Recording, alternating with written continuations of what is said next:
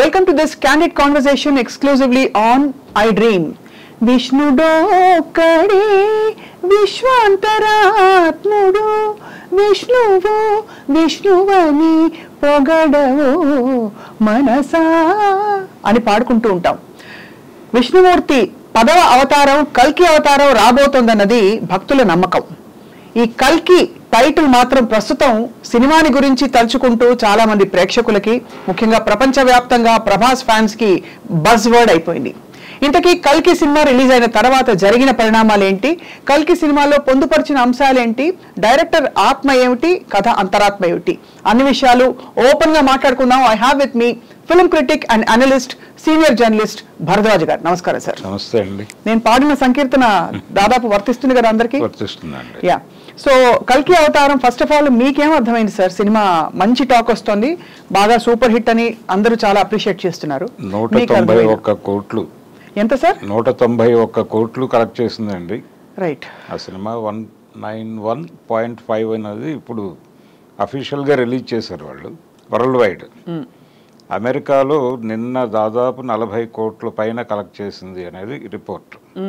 So వసూళ్ల పరంగా వాళ్ళు చాలా బ్రైట్గా ఉంది సినిమా. కానీ సినిమాకి సంబంధించి చాలా ఇబ్బందికరమైనటువంటి పరిస్థితులు, అంటే సబ్జెక్టులో సినిమా తీయాలనుకున్నప్పుడు ఆయన ఒక డిజైన్ అనుకున్నాడు. ఈ హాలీవుడ్ సినిమాలు, మార్వెల్ సిరీస్, అలాగే అవెంజర్స్, ఇవన్నీ ఆయన దృష్టిలో ఉన్నాయి. రైట్. ఆ తరహా పద్ధతిలో ఒక, అంటే ఇండియన్ మైథాలజీని ఆ లెవెల్లో తీయాలి అని అనుకున్నాడు ఆయన. ఈ అనుకుని డిజైన్ చేసినటువంటి సినిమా ఇది. అయితే దీనికి ముందు ఒక చేదు అనుభవం ఉంది వీళ్ళకి, ఆదిపురుష్ అనేటువంటి చేదు అనుభవం. అవును. అది కూడా దాదాపు ఇలాంటి ఆలోచనతో మొదలైన సినిమానే. అవును. కానీ రామాయణం ప్రాతిపదికగా తీసుకున్నారు, అది చాలా వికటించింది. ఈ సినిమా ప్రారంభం అప్పుడు ప్రభాస్ తనతో చెప్పాడనే విషయం కూడా ఆయన చెప్పాడు, నాగశ్విన్. రైట్.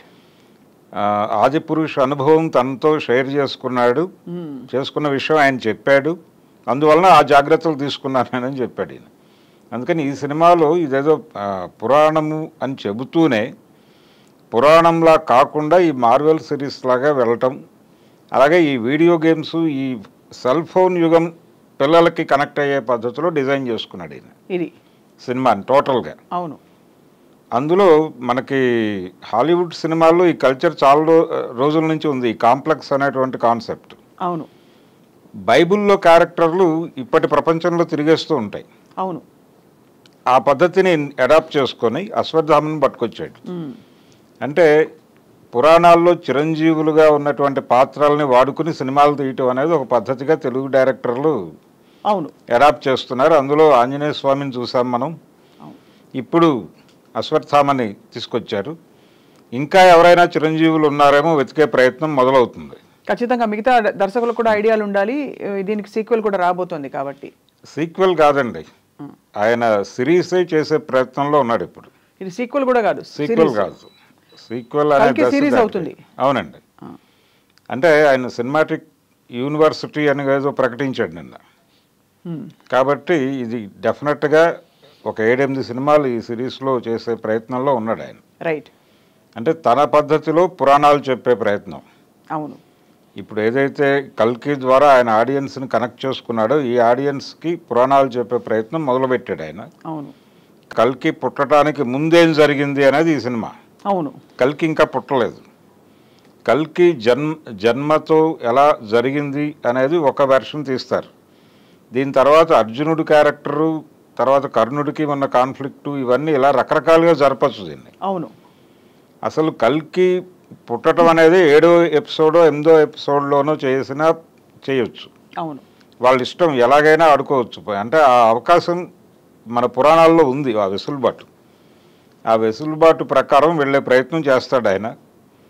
ఇది కేవలం సీక్వెల్ ఉంది అనేది కరెక్ట్ కాదు, దీనికి 7-8 సిరీస్లు ఆయన. అయితే ఇది ఒరిజినల్ పురాణాల ఆధారిత కల్కి అవతారంగానే మనం పరిగణించాలి. అంటే మీరు అండాన్ని కేవలం పేరు పెట్టడం మాత్రమే కాదు. పేరు కాదండి, ఎందుకంటే రామ్ అని చాలా మంది పేరు పెట్టుకుంటారు, రామాయణ ఆధారంగా ఉందా సినిమా అంటే కాకపోవచ్చు, కానీ ఇది కల్కి అవతారమే అని చెప్తున్నాం మనం. కల్కినే. ఎందుకంటే అశ్వత్థాముడు ప్రత్యక్షం అవడం, ఆయన అమితాబ్ బచ్చన్ గారు అద్దర కొట్టేశారు. ఆయన ఈ వయసులో కూడా అంత అద్భుతమైన యాక్టివ్ స్టంట్స్ చేయడం అనేది చాలా విశేషం. ఇది యాక్చువల్గా అమితాబ్ సినిమానే. అవును. ఇది కల్కి ఇప్పుడు చూస్తున్నటువంటి కల్కి పార్ట్ 1 అమితాబే లీడ్ రోలు. ప్రభాస్ క్యారెక్టర్ కంటే కూడా అమితాబ్కే స్క్రీన్ స్పేస్ కూడా ఎక్కువ ఉంది. అవును, ఎలివేట్ అయింది క్యారెక్టర్. అవును. అయితే సార్ కొన్ని డౌట్లు నాకు. ఇప్పుడు కల్కి అవతారం నిర్ధారణగా మనకి తెలిసిన సోర్సెస్ ఏవైతే ఉన్నాయో, చాగంటి వారి ప్రవచనాలు కావచ్చు, ఇతరత్ర పురాణాల్లో మెన్షన్ చేసింది, కల్కి అవతారం ఎలా భూమి మీద అవతరించినట్టు? అంటే అవతారము అనేది హిందూ పురాణాల్లో తప్ప ఇంకెక్కడా లేదండి, ఇంకే మైథాలజీలోనూ లేదు. అవును. ఇప్పుడు క్రీస్తు దైవ కుమారుడిగా మాత్రమే ఇక్కడ సంచరించాడు. అవును. మన దగ్గర దైవ కుమారులు లేరు, దైవులే ఉన్నారు. నేరుగా దైవమే అవతారం దాల్చి ఇక్కడికి వస్తుంది. అవును. ఈ అవతారము అనే కాన్సెప్ట్ ఇండియన్ మైథాలజీలో మాత్రమే ఉంది. అందుకని ఈ అవతారం ఎత్తేటప్పుడు ఆయన ఎవరికి జన్మించాలి అనేది కూడా చూస్ చేసుకుంటారు వాళ్ళు. అవును. రామాయణంలో ఆయన దశరథుడిని కౌసల్యని ఎంపిక చేయడానికి చాలా సెర్చ్ చేస్తారు. చేసి వాళ్ళిద్దరూ ఎలిజిబుల్ అని చెప్పి తేల్చిన తర్వాత వారికి ఆయన జన్మిస్తాడు. అవును. రాముడు. ఇదే పద్ధతిలో ఇక్కడ కూడా జరగాలి. విష్ణుయశుడు అనేటువంటి ఒక వ్యక్తి, అలాగే సుమతి, ఈ దంపతులకి జన్మించాడు కల్కి అనేది ఒక నమ్మకం ఉంది. అవును. అయితే దీనిలో ఒక కన్ఫ్యూజన్ ఉంది. సుమతి అనే పేరు చాలా చోట్ల ఉంది, కానీ ఈ విష్ణుయశుడు అనేటువంటి పేరు, ఆ పేరుతో ఈయన జన్మించాడు అని కూడా కొన్ని చోట్ల రాశారు. తండ్రి పేరే అది అని చెప్పి కూడా కొన్ని చోట్ల ఉంది. కాబట్టి మనకి ప్రామాణికంగా ఇంకా తెలియదు అంటారు. ప్రామాణికంగా లేదండి, ఎవరి పద్ధతిలో వాళ్ళు చెప్పారు, ఎవరి పద్ధతిలో వాళ్ళు రాసుకుంటూ వెళ్ళారు. ఈ లెక్కన మరి తండ్రి ఎవరు అని అడిగితే ఈ సినిమా ప్రకారం మనం ఏమని అన్వయించుకోవాలి? ఎందుకంటే ఆ కాంప్లెక్స్లో జరుగుతున్న ఒక కార్యక్రమంలో భాగంగా ఈవిడ, నేను అఫ్కోర్స్ స్పాయిలర్ అలర్ట్, అంటే సినిమా చూడని వారికి నేను కథ చెప్పేస్తున్నానని దయచేసి సినిమా సభ్యులు కానీ ఎవరు నొచ్చుకోవద్దని నా విజ్ఞాపన. ఇది కేవలం చెప్పవలసిన అవసరం ఏదైతే ఉందో అంత మాత్రమే చెప్తాం. సో ఆ జరుగుతున్న కార్యక్రమంలో మరి ఆ గర్భం దాల్చడం అసహజంగా, అంటే ఒక అవతార పురుషుడికి జన్మ వచ్చే పరిస్థితులు అవేనా? అలాగే మనకు తెలుసా? అక్కడ మళ్ళీ ఆయన బైబిల్ని అడాప్ట్ చేశాడు. పరిశుద్ధాత్మ ద్వారా ఆవిడ గర్భం పొందుతుంది మేరీ. అవును. దాన్ని పట్టుకొచ్చి ఇక్కడ అడాప్ట్ చేశాడు ఆయన. అడాప్ట్ చేసి ఈ తండ్రి అనేటువంటి వ్యవహారం లేకుండా చూశాడు. రెండోది, కాంప్లెక్స్లో జరిగింది ఇది అన్నట్టుగా చూపిస్తాడు, కానీ నిజానికి పురాణాల ప్రకారం శంబల అనేది గ్రామమే. ఆ గ్రామవాసే ఆవిడ. ఆ గ్రామంలోనే జన్మిస్తాడు, ఇంకా జన్మించలేదు. అదే ఇంకా జరగాల్సి ఉంది, ఇలా జరుగుతుంది అని మాత్రమే రాశారు.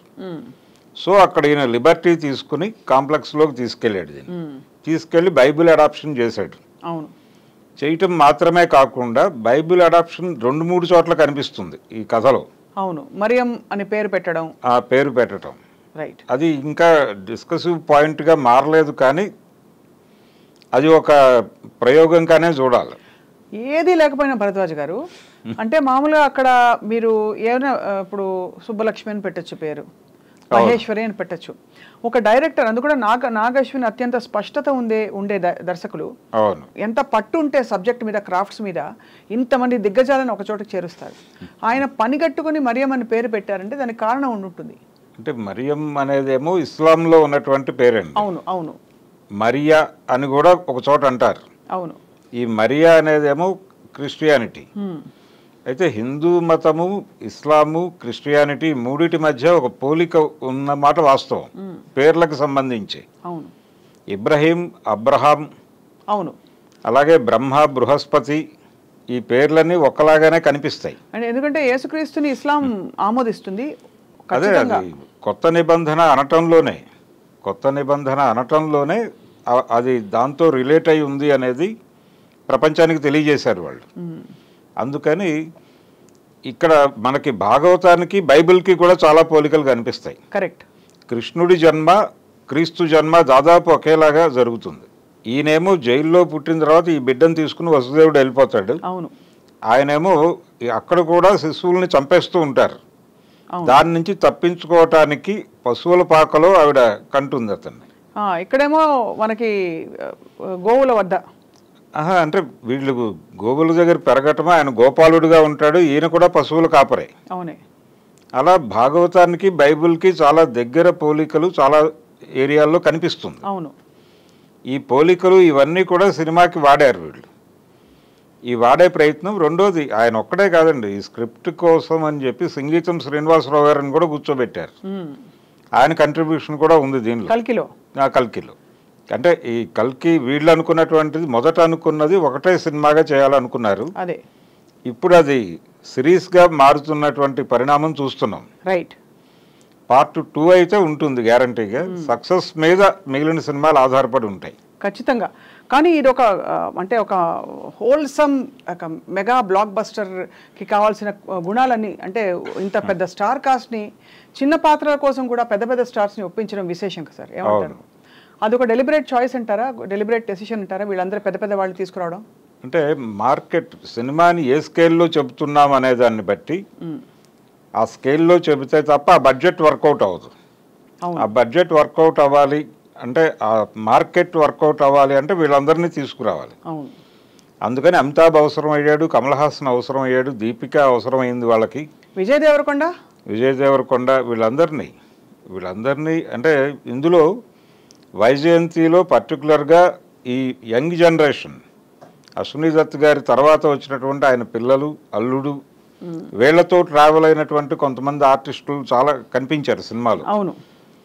అది ఫస్ట్ షాట్లో కనిపించినటువంటి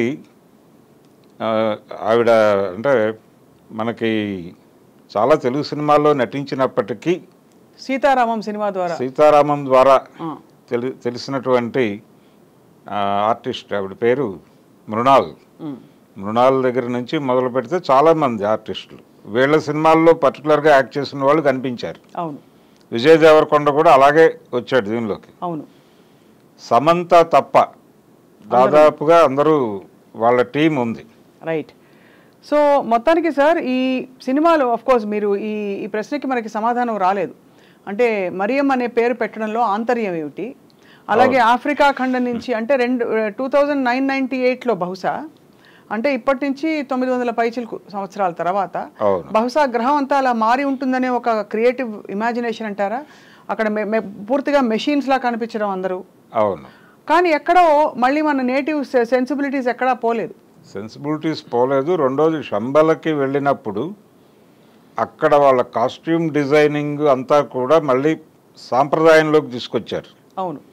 దానికి కారణం ఏమిటంటే వీళ్ళు అది అక్కడ ధర్మం 4 పాదాల నడుస్తున్నటువంటి గ్రామము అనేది చదివారు వీళ్ళు. అవును.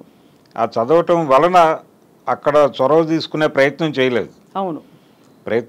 అక్కడ శోభన వీళ్ళందరూ చాలా సాంప్రదాయ వస్త్రాల్లోనే కనిపిస్తారు. కాకపోతే ఆవిడ పేరే మరియా అని పెట్టాం కాబట్టి ఆవిడకి బొట్టు కూడా పెట్టలేదు వాళ్ళు. అవును. బొట్టు పెట్టలేదు, అలా ఉంచేశారు. ఒక నన్ లాగా కనిపిస్తుంది ఆవిడ. నిజానికి ఎవరికి బొట్టు పెట్టారంటారు ఇందులో? దీపిక కూడా పెట్టలేదు కదా సార్? లేదు, దీపిక కూడా అంటే కల్కి అవతారం అని మనం భావించే ఆ కాలానికి అంటే చాలా ఇప్పటికి ఇంకా ఎప్పుడు అనేది నిర్ధారణ కాని ఒక సమయంలో జరుగుతుంది. అది 700 సంవత్సరాల స్పాన్ తీసుకున్నాడు ఆయన. కాబట్టి మీరు అనడం ఏంటంటే ఆ టైంకి బొట్టు పెట్టుకునే సంస్కృతి ఉండదంటారు? అయితే ఉండదనే భావించాలండి. అంటే నేను ఎందుకు ఇంత గుచ్చి అడుగుతున్నానంటే సార్, ఇప్పుడు ఒక ధర్మం పురాణం ఆధారంగా తీసుకుంటున్న సినిమాల్లో ముఖ్యంగా ఒక అవతార పురుషుడి తల్లి పాత్రకి ఎంచుకున్నప్పుడు ఆవిడని కంప్లీట్గా మోడర్న్గా చూపించడంలో మరియు సంప్రదాయేతరంగా చూపించడంలో పోనీ ఆ ఫెసిలిటీలో ఉన్నంతకాలం అలా ఉన్నా కూడా బయటికి రాగానే ఆవిడ అవతారం అంటే మనకి సినిమాల్లో ఏదైనా జరగచ్చు, ఆవిడ అవతారం కంప్లీట్గా మారిపోయినట్టు మొత్తం లక్ష్మీ కళ లేకపోతే ఇంకేమంటారు అమ్మవారి కళంతా ఆవిడకి మొత్తం అంతా వచ్చినట్టు కానీ అవేవి ఆ జాడలు కనిపించలేదు. దానికి ఏమన్నా కారణం ఉంటుందా సార్? అంటే వీళ్ళు అప్పటికి ఇలా ఉంటారు అని అనుకుని ఆయన కాంప్లెక్స్ డిజైనింగ్ అంతా అలాగే జరిపాడు. అలాగే వాళ్ళ కాస్ట్యూమ్స్ అలాగే ఈ ఆక్సిజన్ మాస్కులు పెట్టుకుని ఉంటారు దాదాపు ప్రతి ఇంట్లోనూ. బ్రహ్మానందం క్యారెక్టర్ చూపిస్తాడు, అవును, ఆక్సిజన్ మాస్క్ పెట్టుకుని ఉంటాడు. అంటే స్వచ్ఛమైన గాలి కూడా లేదు అని చెప్పడం అంటే ఇలాంటి సన్నివేశాల దగ్గర ఆయన ఇన్ఫ్లుయెన్స్ ఉందేమో అనిపిస్తుంది సంగీతం గారిది. అంటే ఆయన ఆదిత్యలో ఈ ప్రయత్నాలన్నీ చేశాడు. చమత్కారం కాస్త ఆయన చమత్కారంలో నుంచి వచ్చిన సన్నివేశాలు ఇవి. దీనిలో నుంచి వీళ్ళు లీడ్ తీసుకుని ఆ కాస్ట్యూమ్స్ కూడా అలాగే డిజైన్ చేశారు. అయితే ఇంత సిస్టమేటిక్గా వెళ్ళిన వాళ్ళు మళ్ళీ శంబలలోకి వెళ్ళేసరికి వాళ్ళ కాస్ట్యూమ్స్ మన పాత సినిమాల్లో ఉన్నట్టుగా ఉంటుంది డిజైన్. అంటే వీళ్ళు ముందుకు వెడుతున్నారా వెనక్కి వెడుతున్నారా అనేటువంటి కన్ఫ్యూజన్ ఉంది. ఈ కన్ఫ్యూజన్కి తోడు ఈ పేర్ల కన్ఫ్యూజన్ ఒకటి. ఎందుకు తీసుకొచ్చాడు అంటే వీళ్ళు బహుశా ఇంటర్నేషనల్ ఆడియన్స్ని అడ్రస్ చేయబోతున్నారు ఈ సినిమా ద్వారా అనేది వాళ్ళకి ముందే తెలిసిన విషయం. అందుకని ఈ తరహా పేర్లు పెట్టుకుంటూ ఏమైనా వెళ్ళారా అనేది. హిందూ మైథాలజీలో మరియా అనేటువంటి పేరు అయితే లేదు. లేదు, దాన్ని పోలినటువంటి పేరు ఇస్లాంలో ఉంది, మరియం అని. ఆ రెండిట్లో ఏదైనా అయి ఉండాలి. అంటే ఒకలా అన్వయించుకుంటే బహుశా ఇది అందరికీ ఆమోదయోగ్యం అవ్వదు. అన్ని దేశాలు అన్ని ధర్మాలు ఒక గొడుగు కిందకు వచ్చాయి అప్పటికి అని చెప్పే ప్రయత్నమా అని కూడా అనిపిస్తుంది. ఎందుకంటే మీరు నోటీస్ చేస్తే కొన్ని ఆ సీన్లో ఆవిడ దీపిక రక్షింపబడి బయటకు వచ్చిన తర్వాత అక్కడ ఎప్పుడైతే వర్షం కురుస్తుందో అక్కడ చాలా దేశాల ప్రాతినిధ్యం కనిపించింది. అంటే బౌద్ధ సన్యాసులు కూడా కనిపిస్తారు. అంటే బౌద్ధ వాంగ్మయంలో కూడా శంబల గురించి రాశారు వాళ్ళు. రాశారు. అయితే వాళ్ళు దీన్ని ఒక ఎడారిలో లొకేట్ చేశారు బౌద్ధ వాంగ్మయంలో. దీనిలోనేమో ఇది హిమాలయాల్లో లొకేట్ అయి ఉంది. అది హిమాలయాల్లో ఉందా లేకపోతే ఇంకెక్కడ ఉందా అనేది చెప్పే ప్రయత్నం మాత్రం చేయలేదు వాళ్ళు. కొండల మధ్య ఉంటుంది అని మాత్రమే చెప్పారు. అది దాంతోపాటు దాని చుట్టూ చాలా కథలు ఉన్నాయి. శంబల కోసం చాలామంది సెర్చ్ చేశారు అనేది మన నమ్మకాల్లో ఉన్నటువంటి విషయం. అది హిట్లర్ కూడా ట్రై చేశాడు శంబలని చూడడం కోసం అని ఒక కథనం ఉంది. అలాగే 1920 ప్రాంతాల్లో రష్యా వాళ్ళు ప్రయత్నం చేశారని, 30 ప్రాంతాల్లో చైనా వాళ్ళు దానికోసం వెతికారని, ఇలాంటి కథలన్నీ కూడా మేము చదివాము, మేము ఎక్నాలజీ చేస్తున్నాము అని చెప్పే ప్రయత్నం చేశాడు నాగశ్విన్. చేసి ఒక చైనా అంటే చౌవెన్లై మావోలని పోలినటువంటి ఒక విగ్రహం ఉంటుంది అక్కడ, ఏది శంబలకి అలాగే కాంప్లెక్స్కి మధ్యలో. ఈయన కాంప్లెక్స్ అని చెప్పినటువంటి ఆ కల్చరు ఆ వ్యవహారం అంతా కూడా ప్రస్తుతం మనం చూస్తున్నటువంటి కార్పొరేట్ రాజ్యమే. అది సింబాలిక్. ఆ కార్పొరేట్ రాజ్యము ఇదేమో ఇది కొంచెం ధర్మబద్ధంగా ఉంది. అంటే ధర్మం అంటే ఆయన సెన్స్లో ఇంకా భారతీయ సాంప్రదాయం ఉంది అక్కడ అని చెప్పే ప్రయత్నం. ఆ ఊరికి ఈ ఊరికి మధ్యలో, ఈ రెండిటికి మధ్యలో, కాంప్లెక్స్కి శంబలకి మధ్యలో ఒక విగ్రహం చూపిస్తాడు. ఆ విగ్రహం కూలిపోతుంది. ఆ కూలిపోయే విగ్రహం కొంచెం చైనా ప్రధానులని, చైనా అధ్యక్షులని పోలి ఉంటుంది. షూస్ వేసుకుని ఉంటాడు అది ఆ విగ్రహం. అందుకని మేము ఇవి కూడా చదివాము, ఈ రెఫరెన్స్లు కూడా మాకు తెలుసు అనే విషయం చెప్పదలుచుకున్నారు. ఎందుకంటే ఇలా మనలాంటి వాళ్ళు ఎవరో కూర్చుని మాట్లాడతారని. బట్ అంటే చాలా గొప్ప ప్రయత్నం సార్. అంటే నాగశ్విన్ మహానటి తీశాక ఆయన ఆల్రెడీ ఒక పెడస్టల్ మీదకి వచ్చేసారు. ఆ పెడస్టల్ ఏంటంటే ఇతను సినిమా పద్ధతిగా నమ్రతతో తీస్తారని. అందులో భాగంగా మనకి రాజమౌళి గారికి కూడా ఒక సలాం అని ఒక సీను, రామ్ గోపాల్ వర్మ గారిని కూడా కొంచెం అందరినీ మురిపించడానికి ఒక డైలాగ్ పెట్టారు. మీకేమనిపించింది సార్? ఏంటి ఆ ప్రయత్నం? అంటే ఆశీస్సుల కోసమా? లేదండి, ఆకట్టుకోవటం కోసం చేసిన ప్రయత్నమే అది. రెండోది వైజయంతి మూవీస్తో కొంచెం పరిచయాలు సంబంధాలు ఉన్నటువంటి వాళ్ళిద్దరు. అవును, రామ్ గోపాల్ వర్మ గారు ఆ బ్యానర్లో సినిమాలు చేశారు. అలాగే రాజమౌళికి కూడా రిలేషన్ ఉంది వాళ్ళతో. అంటే అక్కడే అశ్విని దత్ గారి సినిమా ద్వారానే ఆయన పరిచయం అయ్యాడు తెరకి. కాబట్టి ఆ రెఫరెన్స్లో వాళ్ళిద్దరిని తీసుకొచ్చారు తెర మీదకి. మన వాళ్ళందరూ ఉండాలి అని ఒక బ్యూటిఫుల్ సెంటిమెంట్ అయితే చూపించారు. అయితే ఈ సినిమాకి సంబంధించి ప్రధానమైన లోపం సినిమాగా చూస్తే మీకు ఫస్ట్ హాఫ్ మొత్తం కూడా ఇబ్బందికరంగానే నడుస్తుంది. ఒక రాజేంద్ర ప్రసాద్తో మొదలైన ఎపిసోడ్ వరకు మాత్రమే కొంచెం బాగుంటుంది. అక్కడి నుంచి డల్గా నడుస్తుంది సినిమా. కారణం ఏమిటి అంటే ఎమోషనల్ కంటెంట్ మిస్ అయ్యారు వీళ్ళు ఖచ్చితంగా. అంటే శంబల ప్రజలు ఎందుకు సఫర్ అవుతున్నారు, కాంప్లెక్స్ వాళ్ళని ఎలా సఫర్ చేస్తోంది, ఎలా ఇబ్బంది పెడుతోంది అని ఎస్టాబ్లిష్ చేసి అది జరగల. అది జరగకపోవడం వలన మీకు ఎమోషనల్గా థియేటర్ కనెక్ట్ కాలేదు. ఆ కనెక్ట్ కాకపోవడం వలన ఫస్ట్ హాఫ్ అంతా డల్గా కనిపించింది. ఆ లోపం సరి చేసుకుని ఉండాల్సింది వాళ్ళు. అది చేసుకోకపోవడం అనేది ఒక ఇబ్బంది. రాజమౌళి గారు ఇలాంటివి చాలా సెన్సిటివ్గా పట్టించుకుంటాడు ఆయన. అవును, నెరేషన్లో పట్టించుకుని ఇలాంటి సన్నివేశాలు ఒక 2-3 అలా ఉండేలాగా చూసుకుంటాడు ఆయన. రాఘవేంద్రరావు గారు అయితే ఒక దైవాంశ కూడా తీసుకొచ్చేస్తారు.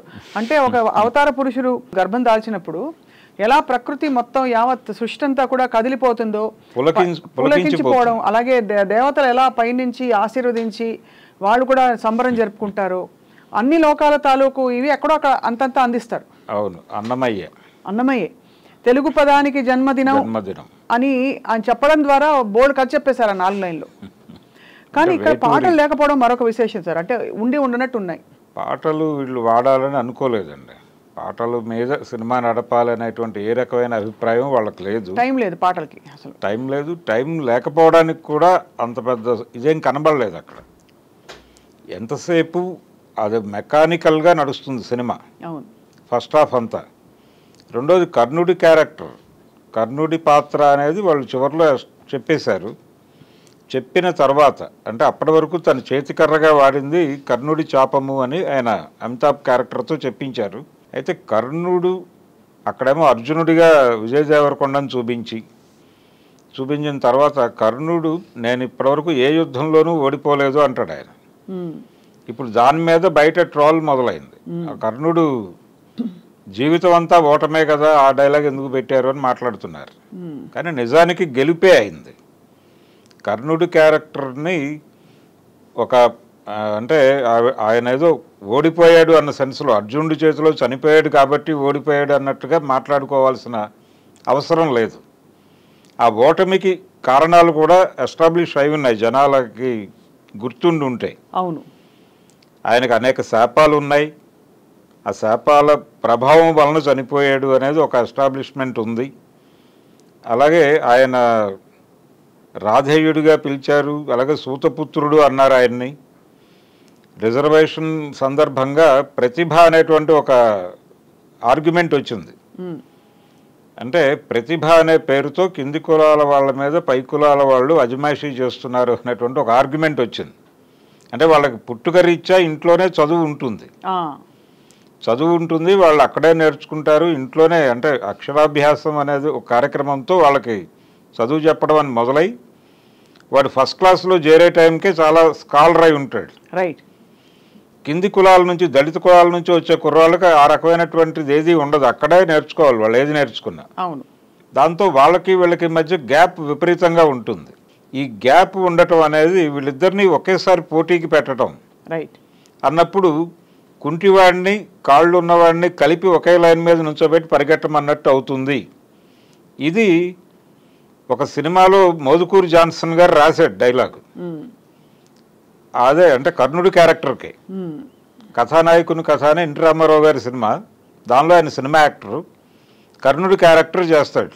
కుంతి వచ్చి అడుగుతుంది, అడిగినప్పుడు ఆయన చెప్తాడు అర్జునుడిని క్షమించే ప్రసక్తి లేదు, నేను అర్జునుడిని చంపడం కోసమే నన్ను తీసుకున్నాడు ఆయన దుర్యోధనుడు, కాబట్టి ఖచ్చితంగా ఆ పని చేసి తీరాలి. అది ఎందుకంటే నాకు అవమానం జరిగినప్పుడు, నా ఆత్మాభిమానం గాయపడినప్పుడు మీరందరూ ఉండి కూడా ఎవరు ముందుకు రాలేదు. అతను ముందుకు వచ్చాడు, ముందుకొచ్చి నాకు రాజ్యం ఇచ్చాడు, రాజ్యం ఇచ్చి రాజును చేశాడు. అంటే క్షాత్రం ఉన్నవాడే క్షత్రియుడు అనే దాన్ని అంగీకరిస్తూనే రాజ్యం ఉన్నవాడే రాజు అనే ఆర్గ్యుమెంట్ పట్టుకొచ్చారు వాళ్ళు. అప్పుడు వెంటనే రాజ్యం ఇచ్చాడు ఇతను నాకు. అంత చేసినటువంటి దుర్యోధనుడికి నేను ఏదో ఒకటి చెయ్యాలి కదా, అది అందుకని నేను అర్జునుడిని అయితే క్షమించను అని చెబుతూ నేను ఇందాక చెప్పిన ఆర్గ్యుమెంట్ అంతా మాట్లాడతాడు. ఎన్టీ రామారావుతో మాట్లాడిస్తాడు ఆయన మోదుకూరి జాన్సన్. నాకు ప్రతిభ ఎక్కడిది అర్జునుడికి ఉన్నట్టు, ఆయనకి ఇంట్లో నుంచే ప్రతిభ మొదలవుతుంది, మాకెక్కడ మొదలైంది అని మొదలు పెడతాడు డైలాగ్. ఈ తరహా ఆర్గ్యుమెంటు ఇవన్నీ ప్రభాస్ క్యారెక్టర్లో కొంత కనిపించినాయి. అంటే కొంచెం రెబల్గా ఉంటాడు, కట్టుబడి ఉండడు, దేనికి కట్టుబడి ఉండడు. అలాగే ఇంకొక ధోరణి ఉంటుంది, అందులోకి వెళ్ళాలి అనేటువంటి కోరిక, అది కాంప్లెక్స్లోకి వెళ్ళాలి అనేటువంటి కోరిక, ఆ లైఫ్ చూడాలనేటువంటి కోరిక, అంబిషన్, ఆస్పిరేషన్. అవి రెండు ఉంటాయి. దాన్ని సాధించుకోవడానికి ఏదైనా చేయాలనుకుంటాడు. ఆ లక్షణాలన్నీ అలా పెట్టారు. అదే ఉద్దేశం అది. కానీ ఒకలా చూస్తే మరి ఫ్రాంక్లీ చాలాసేపు అయితే ప్రభాస్ నెగిటివ్ షేడ్లో ఉన్నట్టే మనం అన్వయించుకోవాలి ఇక్కడ. ఎందుకంటే మనకి అమితాబ్ బచ్చన్ గారు ఈయన ఉన్న ఎడతెరిపి లేని స్టంట్ సీక్వెన్స్లు, ఏదో 2 సార్లు కొట్టుకుని వీళ్ళు ఆయన 2 కొట్టారంటే కాకుండా పావు గంట లాగారు దాన్ని. విజువల్ వండర్గా నడపాలి అనుకుని చేసినటువంటి ఒక ఫైట్ సీక్వెల్ అది. అవును, సీక్వెన్స్. అయితే అమితాబ్ పట్ల ఆడియన్స్కి ఒక సింపతి, అంటే తనేమో ఆ అమ్మాయిని కాపాడటం కోసం ప్రయత్నం చేస్తూ ఉంటాడు, ఇతను తీసుకెళ్ళి అప్పచెప్పేయాలని ట్రై చేస్తూ ఉంటాడు. అప్పచెప్పడం ద్వారా డబ్బులు వస్తాయి అతనికి, అతని ఇమ్మీడియట్ ప్రయోజనం అది. ఇక్కడ నాకు ఇంకొకటి గుర్తొచ్చింది. జనరల్గా సమాజంలో చాలా గ్రామాల్లో ఊళ్ళల్లోనేమో కమ్యూనిస్టు జెండాలు ఉంటాయి అగ్రకులాల ఇళ్ల మధ్యలో. దళితవాడలో మాలపల్లిలో కావచ్చు, మాదిగూడెంలో కావచ్చు కాంగ్రెస్ పార్టీ దిమ్మలు ఉంటాయి. ఎందుకుంటాయి అంటే వాళ్ళకి రోజువారీ జీవిత యుద్ధమే. అవును, అందుకని వాళ్ళకి ఎవరో ఒకళ్ళ ఆసరా కావాలి. కరెక్ట్. అందుకని వాళ్ళు పాలక పార్టీలతోనే ట్రావెల్ అవుతారు ఏదో పద్ధతులు, రోజు గడవాలి కాబట్టి వీళ్ళకి వెసులుబాటు ఉంటుంది. వీళ్ళు ఉద్యమ ప్రవచనాలు ఇవన్నీ బాగా చెప్పగలరు. అందుకని కమ్యూనిస్టు పార్టీ జెండాలు ఇక్కడ కనిపిస్తాయి. దీన్ని ఒక రైటరు సెటైరికల్గా చెప్తూ మేడే వర్ధిల్లాలి అని రాసేవాళ్ళు గోడల మీద. నాకు అప్పుడు అర్థమయ్యేది కాదు, తర్వాత మేడల మీద ఎర్ర జెండాలు చూశాక అర్థమైంది. మేడే వర్ధిల్లాలి అంటే ఇదే అనుకున్నాను నేను అని చాలా ఒక దళిత రచయిత రాశాడు. అలాంటి పరిస్థితులు కనిపిస్తాయి మనకి. అంటే వీళ్ళు వాళ్ళని విమర్శిస్తారు, మీకు ఆ దోపిడీ పార్టీలనే మిమ్మల్ని పీల్చి పిప్పి చేస్తాయి అని మాట్లాడతారు, కానీ వాళ్ళ రోజువారీ అవసరం అది అంతే. అందుకని అక్కడే బతుకుతూ ఉంటారు వాళ్ళు.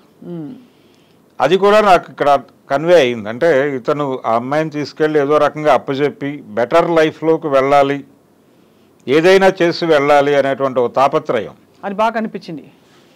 అది నెగిటివ్గా జనాలకి కన్వే అవుతుంది అనేటువంటి ప్రచారం జరుగుతోంది ఇప్పుడు. అవును, ఆ ప్రచారం దాంతోపాటు కర్ణుడి క్యారెక్టర్ మీద కూడా ఇప్పుడు చాలా ట్రోల్ చేస్తున్నారు. అంటే ఎందుకంటే సార్ దానికి కారణం, నేను ప్రభాస్ అభిమానిగా చెప్తున్నాను, ప్రభాస్ని ఉత్తమోత్తముడు, ఆదర్శ పురుషుడు, తర్వాత ఇంకేం చెప్పాలి ఆది పురుషుడు అలా చూసి అలవాటు అయిపోయింది. అంటే అన్ని ధర్మబద్ధంగా ఉండే ప్రభాస్ చిన్న చిన్న చిలిపి అల్లర్లు చేసినా కూడా అవి కూడా ధర్మం పరిధిలోనే ఉంటాయని. ఇక్కడ తెలిసి ఒక ఆడపిల్లకి అన్యాయం జరుగుతుందని తెలిసి వెళ్ళి ఇచ్చేస్తున్నాడు, ఆ అమ్మాయిని తీసుకెళ్ళి అక్కడ అప్పచెప్పే ప్రయత్నం చేస్తున్నాడు డబ్బుల కోసం అనే విషయాన్ని మిగతా హీరోలు అయితే పర్లేదు, గ్రే షేడ్స్ ఉండేవాడు. ప్రభాస్ ఉత్తమోత్తముడు కాబట్టి, పురుషోత్తముడు కాబట్టి కష్టం జీర్ణించుకోవడం చాలా. బట్ అయినా కూడా చాలా కన్విన్సింగ్గా, చాలా చాకచక్యంగా నడిపించారు నాగశ్విని. అయితే ఇక్కడ ఇంకోటి మీరు అన్నారు కాబట్టి, అశ్వత్థామ అలాగే కర్ణుడు వీళ్ళిద్దరూ కూడా కౌరవ సేనలో ప్రముఖ స్థానాల్లో ఉన్నటువంటి వ్యక్తులే. పాండవులు ధర్మబద్ధంగా ఉన్నారు, లేకపోతే కృష్ణుడు వీళ్ళ వైపు ఉన్నాడు, కౌరవులు దుర్మార్గులు అనే నేరేషన్ ఒకటి ఉంది కాబట్టి ఆ యాంగిల్లో చూస్తే వీళ్ళిద్దరూ అక్కడే ఉన్నారు. వీళ్ళిద్దరు మాత్రమే కాదు, అదే ద్రోణుడు, భీష్ముడు వీళ్ళందరూ కూడా అక్కడే ఉన్నారు. అయితే వీళ్ళందరూ ఎందుకున్నారు అక్కడ, కౌరవ సేనలో ఎందుకున్నారు అంటే వీళ్ళ ధర్మం ప్రకారం అక్కడే ఉండాలి, అక్కడ ఉండటం ద్వారానే వాళ్ళు ధర్మాన్ని నిలబెట్టిన వాళ్ళు అవుతారు, వాళ్ళ ధర్మాన్ని మేరకుండా అక్కడ ఉన్నారు అది అనేది ఒకటి ఎస్టాబ్లిష్మెంట్ అయి ఉంటుంది భారతంలో. అవును.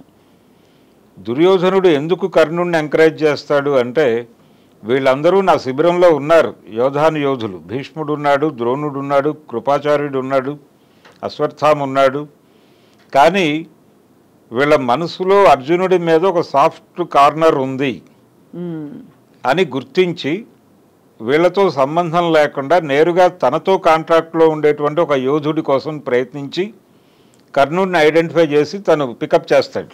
అవును. అందుకని కర్ణుడు ప్రత్యేకం, కర్ణుడికి దుర్యోధనుడు ప్రత్యేకం. అవును. ఇది కూడా ఒక చిన్న కాంట్రోవర్సీ లాంటిది ఈ రెండు పాత్రల మధ్య నడిపే అవకాశం ఉంది. కరెక్ట్. కర్ణుడికి అశ్వత్థామకి మధ్య, అంటే ద్రోణుడికి కర్ణుడికి కూడా గ్యాప్ ఉంటుంది మహాభారతంలో.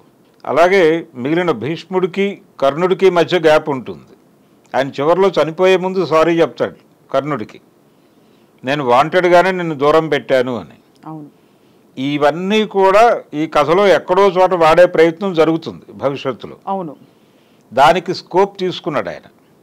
కాబట్టి ఇలా గ్రే షేడ్స్లో వదిలేశారు క్యారెక్టర్స్ని. అవును, రైట్. మొత్తానికి సార్ అయితే ఇది మీ దృష్టిలో ఒక అంటే ఎన్నో సినిమాలు చూసాం, మనకి పురాణ ఆధారిత సినిమాల జాబితాలో ఇప్పుడు కల్కి అని పేరు పెట్టుకుంటే పవర్ఫుల్గా అది చేరింది. కానీ కిరీటాలు, పంచలు, ఇంకా పుష్పవనాలు లేని ఒక పురాణ గాథని మనం ఈ విధంగా మోడర్న్ టెక్నాలజికలీ అడ్వాన్స్గా చూసాం. కృష్ణుడి పాత్ర చూపించారు ఈ సినిమాలో. ఎక్కడ అంటే మీకు ప్రారంభంలో కృష్ణుడు మాట్లాడి వెళ్ళిపోతాడు, ఎక్కడా ఫేస్ కనబడదు. ఒక పింఛం ఉంటుంది, తలపాగా చుట్టుకుని ఉంటాడు, ఓ లాల్చీ లాంటిది ఏదో వేసుకుని ఉంటాడు. ఆ గెటప్ మనం జనరల్గా మన పౌరాణిక చిత్రాల్లో ఉండేటువంటి గెటప్ కాదు అది. అది కూడా ఈయన ప్రపంచ ప్రేక్షకుల కోసం మార్చిన డిజైన్ అని నేను అనుకుంటున్నాను. అంటే ఇస్కాన్ వాళ్ళు ప్రమోట్ చేసినటువంటి ఒక ఇమేజ్ ఉంది, ఆ నమూనాలో ఈ సినిమాలో కృష్ణుడు కనిపిస్తాడు తప్ప మన ఎన్టీ రామారావు గారు వీళ్ళు కనిపించినట్టుగా కృష్ణుడు ఉండడు. అవును, ఇంకొక చొరవ తీసుకుని ఉంటే బాగుండేది అనిపించింది నాకు. అంటే కృష్ణుడిని వీళ్ళు ఎన్టీఆర్నే తీసుకుని ఆర్టిఫిషియల్ ఇంటెలిజెన్స్లో రీక్రియేట్ చేసుంటే బాగానే ఉండేది, కానీ ఆ ప్రయత్నం కూడా చేయలేదు. చేయకుండా ఆ 2 నిమిషాలు జస్ట్ డైలాగ్ చెప్పి వెళ్ళిపోతాడు అతను. వీళ్ళు శ్యామ్ బెనగల్ గారి ఇమేజ్ పట్టుకున్నారు. శ్యామ్ బెనగల్ గారు డిస్కవరీ ఆఫ్ ఇండియా దూరదర్శన్ కోసం చేసినప్పుడు అలాంటి రూపమే ఇచ్చాడు కృష్ణుడు. దాన్ని వీళ్ళు యాజ్ ఇట్ ఈజ్గా తీసుకుని వాడారు. అది ఇస్కాన్ నుంచి తీసుకున్నది. రైట్, అది ఒక కోణం కనిపిస్తుంది. ఇలా ప్రతి విషయంలోనూ అంటే కొంచెం మోడ్రన్ సొసైటీకి కనెక్ట్ చేయాలి పురాణాలని, అలాగని పురాణం చెప్తున్నాము అనే ఇంప్రెషన్ ఇవ్వకూడదు. ఈ జాగ్రత్తలన్నీ తీసుకున్నాడు ఆయన. ఎక్కడైతే ఆది పురుషులో ఓం రౌత్ తడబాటుకి గురయ్యాడో ఈయన తడబడకుండా చాలా జాగ్రత్తగా వాటిని వాడుకుంటూ వెళ్ళాడు. అమితాబ్ క్యారెక్టర్ని ఎక్కడా ఇబ్బంది పెట్టలేదు. అవును, ఇతనికేమో ఆ స్పృహ ఉండదు. కర్ణుడు ఇదేమో తర్వాత జన్మ, కర్ణుడు చనిపోయి మళ్ళీ జన్మించాడు. ఇది జన్మ కాదు, ఈయన చిరంజీవి, అలా నడుస్తున్నాడు ఈయన. కాబట్టి ఆయనకు అన్ని యుగాలు గుర్తుంటాయి. అన్ని యుగాలు గుర్తుంటాయి, ఆయన గెటప్ అలాగే ఉంటుంది. ఇప్పుడు బుద్ధావతారాన్ని ఈ పర్టికులర్ ఈ సినిమా ఆమోదించినట్టు అనుకోవాలా మనం? ఆమోదించినట్టేనండి. మనకి మత్స్య కూర్మ వరాహ, అలా నారసింహ, అలా మనకి పరశురామ, ఇవన్నీ చూసుకుంటే వామన, పరశురామ, అంటే గౌతమ బుద్ధుణ్ణి కూడా అవతారాల్లో కలిపారు. కానీ అది ప్రామాణికమా? ప్రామాణికం కాదు. కాదు కాదు ఎందుకంటే ప్రామాణికంలో యాక్చువల్లీ 22 అవతారాలు ఉన్న ఒక పురాణం కూడా ఉందిట మనకి. సో ఆ విధంగా అయితే మరి మొత్తానికి కల్కి సినిమాకి అనేక సీక్వెల్స్ రాబోతున్నాయి. అనేక సీక్వెల్స్ అండి. అంటే ఇప్పుడు ఇది అంతమై మళ్ళీ కృతయుగం మొదలవ్వాలి. అవును, కృతయుగం మొదలవ్వాలి, ఇది అంతం కావాలి. కలియుగం అంతం అవ్వాలి సార్. కలియుగం అంతం అవ్వాలి. కలియుగం అంతమై ఆ తర్వాత కల్కి అవతారం వస్తుందా? లేదండి, కల్కి వచ్చి కలిపురుషుడిని చంపేస్తాడు. అంతే కదా. అదే మరి ఈ కలిపురుషుడి డిజైనింగ్ అంతా కూడా కంసపాత్ర లాగా నడిపారు. నడిపి అంటే తనని చంపేటువంటి వాడు ఇక్కడ ఇప్పుడు జన్మించబోతున్నాడు అనేటువంటి విషయం ఆయనకు తెలుస్తుంది. అందుకని వీళ్ళందరినీ తీసుకెళ్ళి అక్కడ ఆ ల్యాబ్లో బంధించి ఉంచుతాడు. ఇది కూడా భాగవతం నుంచి తీసుకున్న రెఫరెన్సే. అంటే కలిపురుషుడిగా కమల్ హాసన్ చేసిన క్యారెక్టర్ని కంసుడి పద్ధతిలో డిజైన్ చేశారు. అవును, ఆ ధోరణి కనిపిస్తుంది.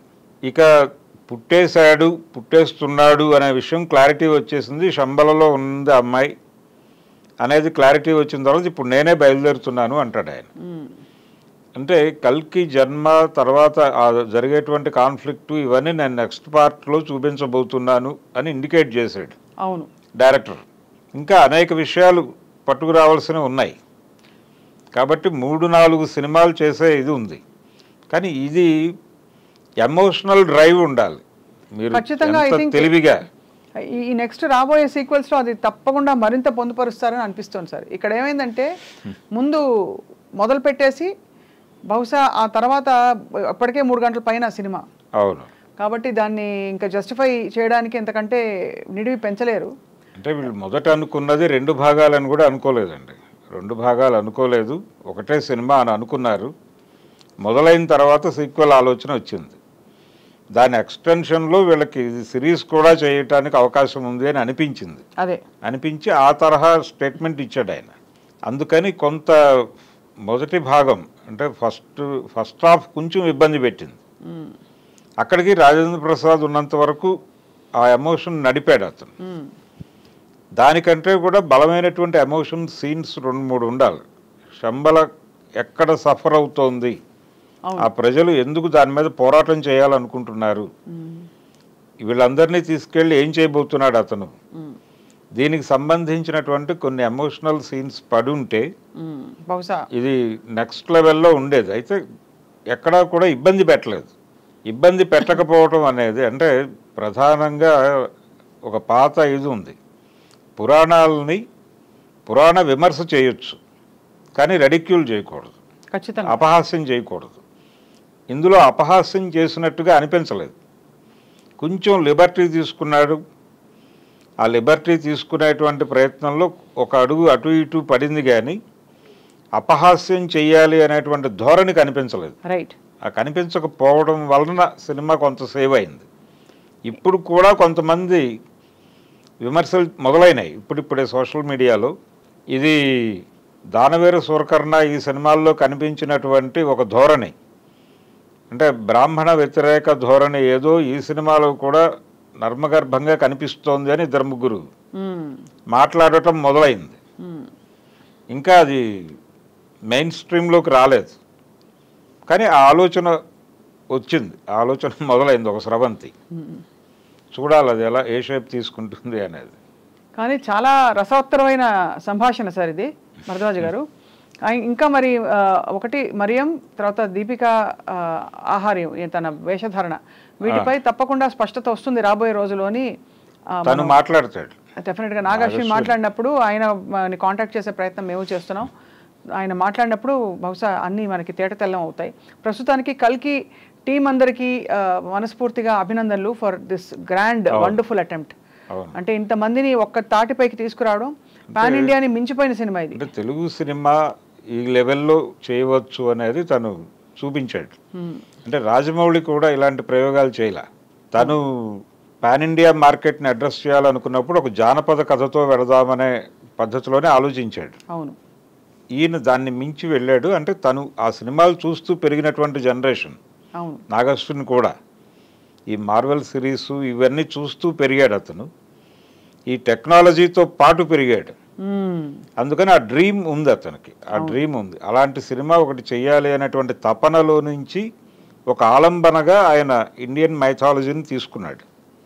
ఇంకొంచెం లోతులోకి వెళ్ళగలిగితే, ఇంకొంచెం టచ్ అయ్యే హార్ట్స్, ఇంకొంచెం జనాల్ని తనలోకి తీసుకునేటువంటి అవకాశం దొరుకుతుంది అతనికి. ఖచ్చితంగా సార్. రాబోయే ఈ సీక్వెల్స్లో కోరుకుందాం. కూడోస్ టు అశ్విని దత్ గారు. ఆయన ఇద్దరి కుమార్తెలు చాలా సమర్థవంతంగా వైజయంతి మూవీస్ సంస్థని నడిపిస్తున్న ప్రియాంక, స్వప్న దత్ ఇద్దరికి కూడా మనస్ఫూర్తిగా అభినందనలు చెప్తూ thank you so much sir. నమస్కారం. నమస్తే అండి.